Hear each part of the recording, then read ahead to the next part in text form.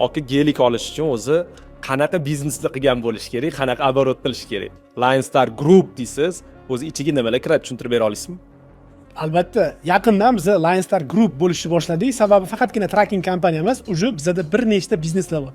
Bularning ichiga Lionstar Group ichiga bir qancha bizneslarimiz kiradi. Birinchisi bu Lionstar tracking kompaniyamiz va Amerikada CVG Shop degan ustaxonamiz bor.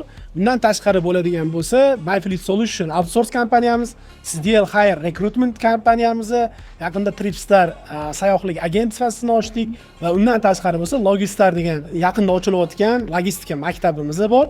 U-Tracking degan ELD platformasini ishlab chiqargan kompaniyamiz bor.